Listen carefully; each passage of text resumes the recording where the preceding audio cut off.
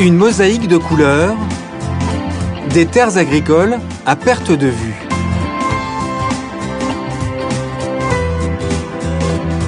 Nous sommes au cœur de la Bourgogne.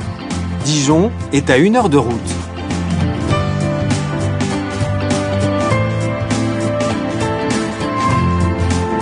Derrière ce bosquet, voici Saint-Germain-Source-Seine, 50 habitants. À vol d'oiseau, Paris est à 300 km. Et pourtant ici, c'est aussi Paris.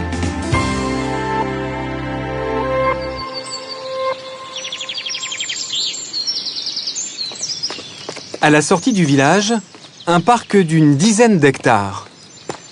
Il a été racheté et aménagé en 1864 sur ordre de Napoléon III. Un écrin de verdure qui renferme un trésor, les sources de la Seine. Ça, c'est la Seine, c'est ce petit ruisseau qui est la Seine, tout simplement. C'est le célèbre proverbe qui dit c'est les petits ruisseaux qui font les grandes rivières, et donc ça commence comme ça. Ici, c'est la Seine, elle est pure, elle est belle, elle n'est pas polluée, et c'est un lieu qui est un petit peu magique, qui est encore synonyme d'environnement, de nature. Ici, on a plein d'espèces végétales et animales qui sont dans ce vallon et qu'on ne trouve pas ailleurs forcément dans d'autres lieux. À la limite, on peut l'enjamber là. On pourrait presque l'enjamber, mais je vous le déconseille parce que c'est assez marécageux de l'autre côté. Donc si vous voulez pas finir avec de la boue jusqu'aux genoux.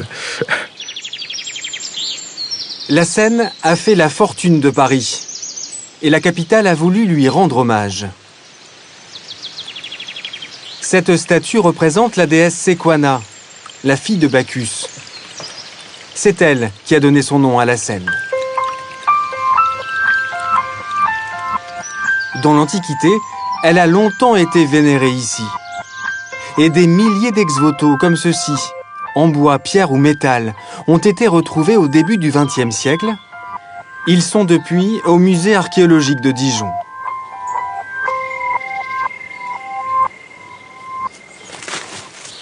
Là, on va rentrer dans le sanctuaire gallo-romain qui a été daté du 1er siècle avant Jésus-Christ jusqu'au 4e siècle après Jésus-Christ. Et c'est là que l'essentiel des ex-voto ont été retrouvés. Au plus près des sources de la Seine, on en dénombre 7 au total. Donc là, on arrive vers 2 autres sources. Symboliquement, on va enjamber la Seine une première fois. Et puis vers la 2e source, une 2e fois. Et donc là, on arrive vers un des endroits importants du sanctuaire des sources de la Seine, puisqu'on a cette rigole gallo-romaine taillée qui canalise la Seine pour qu'elle se jette dans le bassin sacré qui est ici, et qui est un bassin dans lequel les pèlerins venaient se baigner pour demander la guérison miraculeuse de la déesse Sequana.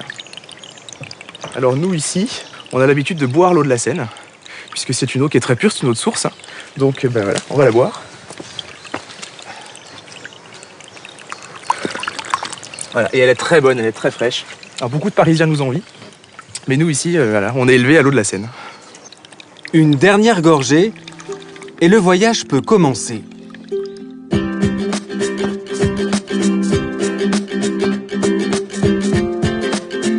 777 km d'un périple contrasté.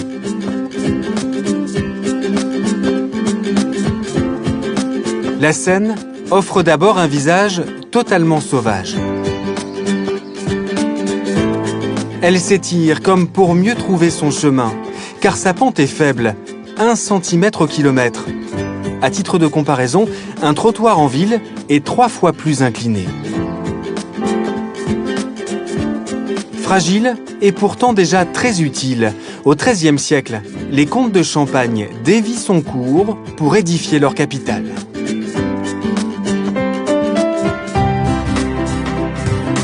Troyes sort de terre et devient la 5e ville de France au Moyen-Âge.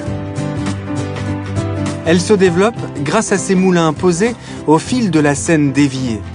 Celui-ci fonctionnait encore il y a 50 ans. Avec ses tanneries, ses bonnetteries et ses imprimeries, Troyes s'affirme comme une place forte industrielle jusqu'au XIXe siècle.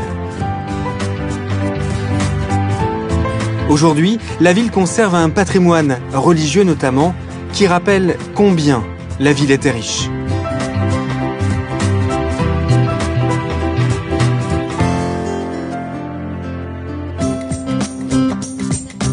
À la sortie de Troyes, la Seine prend du volume.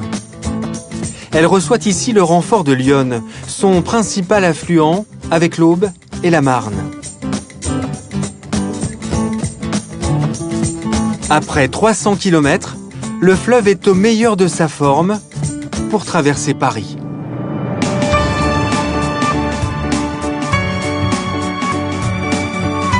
La ville lumière doit tout à la Seine. Elle s'est développée sans contraindre son cours, comme par respect. En suivant le fleuve, c'est toute l'histoire de la capitale qui défile sous nos yeux, avec ses joies et ses épreuves.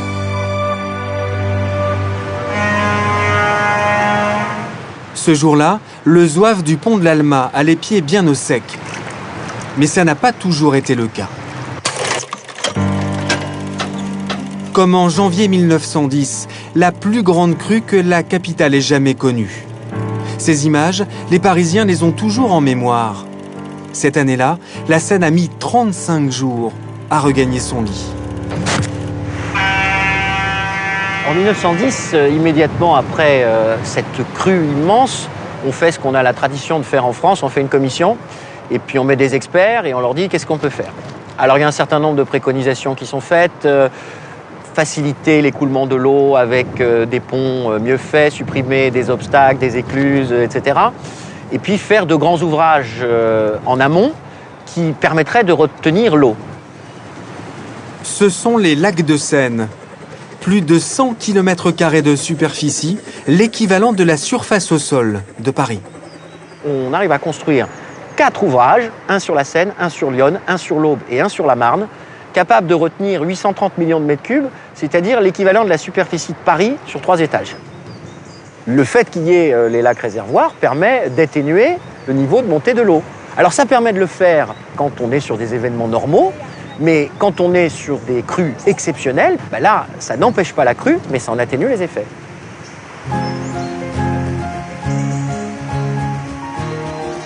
Retour sur la Seine, direction les Andelys, entre Paris et Rouen.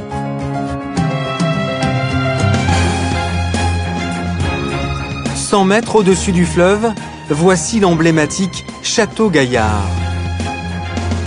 C'est l'œuvre de Richard Cœur de Lion, duc de Normandie et roi d'Angleterre.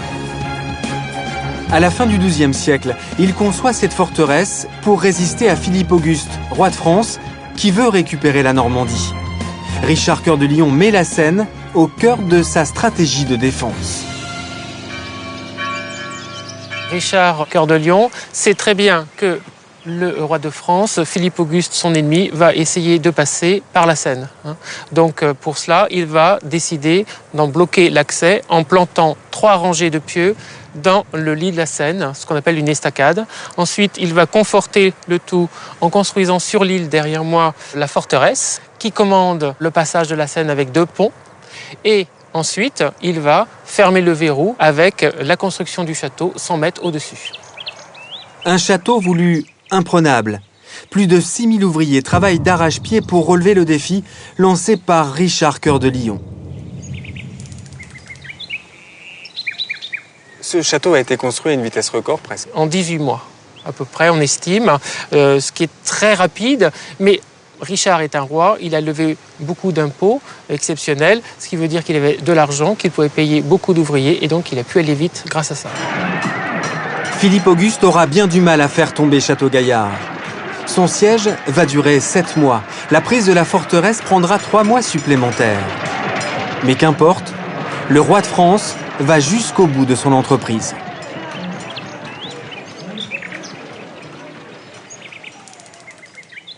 Il perd vraiment son temps là. Il s'acharne sur le symbole. C'est construit par Richard Cœur de Lion, le plus grand chevalier de son époque. Même Philippe Auguste l'avait reconnu. Donc il veut montrer, lui, Philippe Auguste, qu'il est le plus fort et il va casser ce château dit imprenable, construit par un très grand chevalier. En 1204, la Normandie revient donc à la France. 3 siècles auparavant, elle était tombée entre les mains de terribles combattants venus du froid. ce sont les Vikings. Quand ils découvrent la Seine, ils la remontent et pillent tout ce qu'ils trouvent sur leur passage. En 911, ils finissent par prendre possession de la Normandie.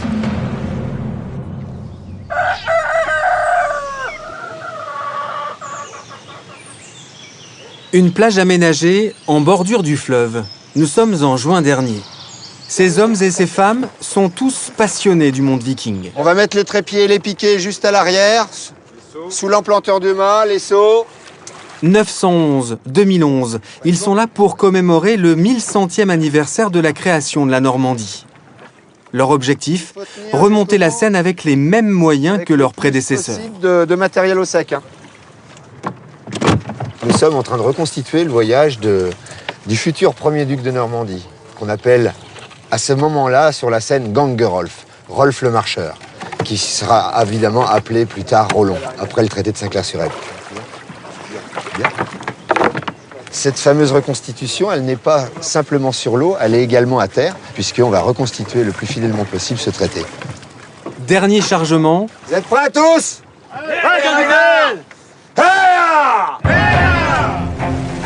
L'expédition est lancée.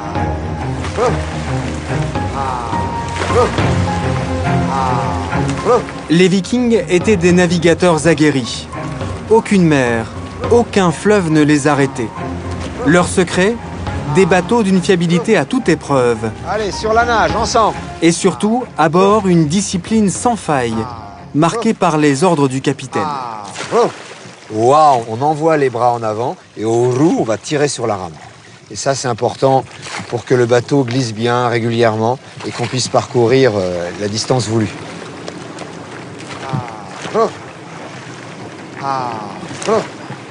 Les premiers raids ont débuté vers les années 840, notamment 841, où il y a eu un raid du fameux Asger qui a fait pas mal de dégâts en Seine. Et puis, c'était une succession de raids. Il suffisait qu'une rivière possède 1 mètre d'eau et c'était possible. Le bateau viking pouvait remonter sans souci. Pourquoi cette terre de Normandie? Pourquoi venir là? Parce qu'elle était bien plus hospitalière que les terres scandinaves. Enfin, on le pense comme ça. Et puis, ils sont pas restés, je veux dire, en autarcie, à vouloir être entre vikings seulement. Non, non. Ils ont mêlé à leur organisation sociétale tout le peuple qui, évidemment, était bien avant eux sur place. Et ils ont formé vraiment un duché très puissant et très prospère et très, très longtemps.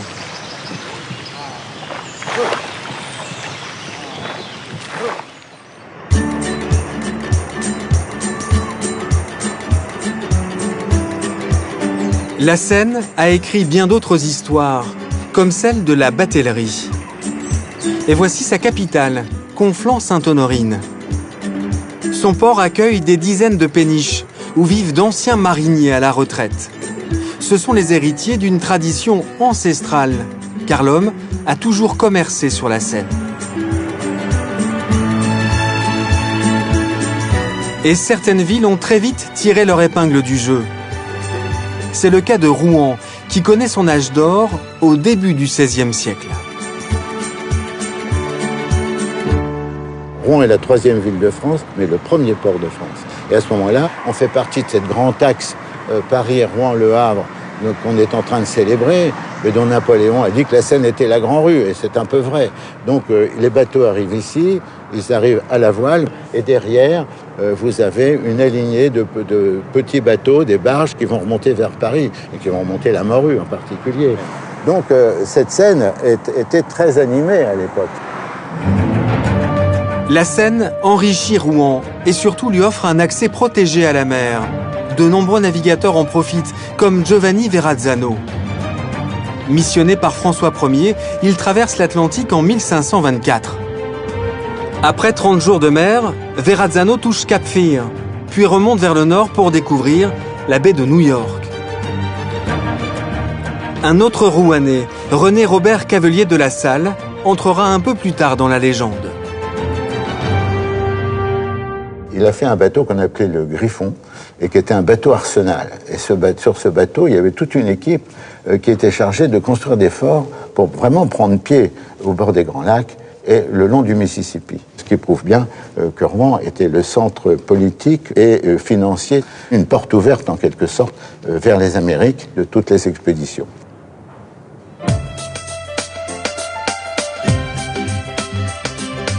Retour au XXIe siècle. Sur la Seine, les navires ont bien changé. Les chargements sont de plus en plus lourds.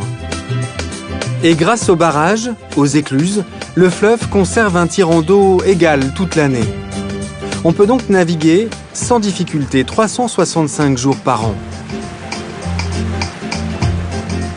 Dominique Paulny est un ancien des voies navigables de France. À bord de son bateau, il propose de découvrir le territoire qui l'a vu naître.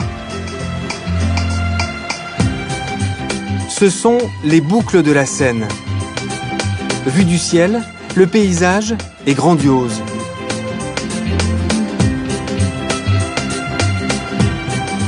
Au ras de l'eau, Dominique Paulny s'attarde sur les détails qui passent parfois inaperçus. C'est l'île aux chèvres. Alors elles sont à l'état sauvage parce qu'il n'y a personne qui vient leur rendre visite. Et pourquoi elles sont là? Parce qu'elles sont là en fait pour entretenir le terrain. Mais il y a des bêtes énormes, il y a des boucs qui ont des cornes qui peut-être approchent le mètre de diamètre. Quand elles ont soif, elles n'ont qu'à descendre dans la rivière. Puisque c'était la vocation de la Seine avant. Au bord de la Seine, il y a beaucoup de rues qui s'appellent rue de l'Abreuvoir. C'était pas pour aller au bistrot, non, c'était pour aller au bord de la Seine.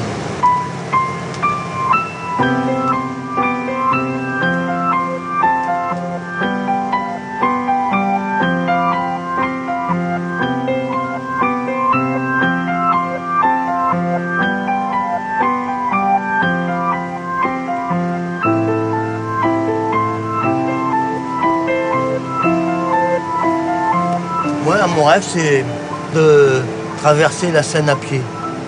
C'est pas possible, ça? C'est plus possible parce que les barrages sont là. Sinon, sans les barrages, il n'y aurait que très très peu d'eau en Seine. 0,50 m à 1,50 m. C'est vrai, ça? Entre Le Havre et Paris, oui. Et elle serait navigable que 6 mois de l'année. Trop d'eau ou pas assez. On ne navigue pas. La vue qu'on aurait, ce serait la Loire. La Loire avec des chenaux, un brin principal qui d'une année sur l'autre changerait de rive parce que les crues ont laissé des atterrissements ou alors un arbre, un embâcle aurait dérivé un flot d'eau qui aurait fait une ravine et puis ça aurait été changeant. Ça donne un peu là, non? Je suis un peu peiné de voir comment les gens la qualifient, la Seine. Mais la Seine, elle a de grandes qualités. La biodiversité dans la Seine, si vous saviez le nombre de coquillages qu'il y a en Seine. Vous avez des fois des tas de coquillages stockés sur le bord de la rive, vous dites qu'est-ce que c'est que ça? Quelqu'un a acheté des cochonneries. Non, c'est Maître Ragondin qui monte à sec pour casser la croûte. La Seine, on y retrouve tellement de choses simples qu'on est tenté d'y rester puis de la faire vivre, quoi. De la faire partager.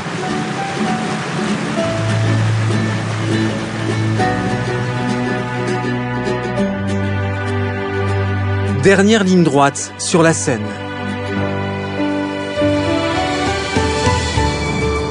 Le pont de Normandie s'impose majestueux dans le panorama.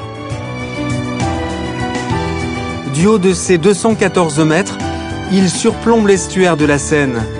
Plus de 6 millions de véhicules l'empruntent chaque année. Sur la rive droite, voici Le Havre et son centre-ville, inscrit au patrimoine mondial de l'UNESCO. Il a été totalement détruit à la fin de la Seconde Guerre mondiale. Auguste Perret a signé sa reconstruction, et notamment l'hôtel de ville et sa tour emblématique. Autre création du maître, l'église Saint-Joseph. Une prouesse architecturale qui culmine à 107 mètres de hauteur. Saint-Joseph est un point de repère pour les navires en transit, un symbole de paix au-dessus de la ville martyre. Vivre dans l'estuaire de la Seine n'a jamais été synonyme de tranquillité. Et ça ne date pas d'hier.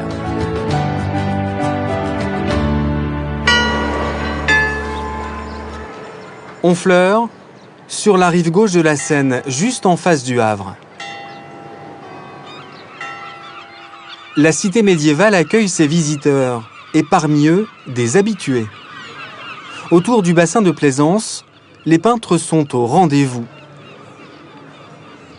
Un rituel depuis le 19e siècle. La lumière de l'estuaire de la Seine fait des émules partout en Europe. Mais l'histoire d'Honfleur, c'est d'abord ce bâtiment situé à l'entrée du port. Son nom, la Lieutenance. L'endroit est interdit au public car il doit être restauré. Au Moyen-Âge, c'était un centre névralgique, à l'entrée du royaume. À l'époque médiévale, Honfleur, c'est une forteresse militaire. Et le port de Honfleur est le cœur de la cité forte, puisque le bassin est à l'intérieur des anciennes fortifications. Et forcément, c'est très stratégique. La Seine, c'est une porte d'entrée directe à l'intérieur du royaume pour les Anglais. Ils remontent la Seine, ils peuvent envahir toute la Normandie. Puis si vous remontez, vous avez Rouen, vous avez Paris. Donc il faut protéger l'entrée de la Seine. Charles V, à ce moment-là, il va faire fortifier 2 cités. Honfleur, sur la rive gauche, à l'intérieur de l'estuaire, Harfleur, sur la rive droite de l'autre côté. Donc on a les 2 forteresses qui vont défendre l'entrée du fleuve à ce moment-là. La Lieutenance rappelle les grandes heures d'Honfleur. Le village conserve aujourd'hui un accès direct à l'estuaire de la Seine. Ce qui n'est plus le cas d'Harfleur, et depuis très longtemps. Harfleur, c'est complètement envasé. Et au début du XVIe siècle, François Ier a donc créé Le Havre pour remplacer justement Harfleur qui était envasé. Et c'est quelque chose qui n'est jamais arrivé à Honfleur. Les habitants se sont toujours mobilisés pour nettoyer le bassin et pour conserver la vie et l'activité portuaire de la ville de Honfleur. La Seine se mérite. Honfleur l'a bien compris.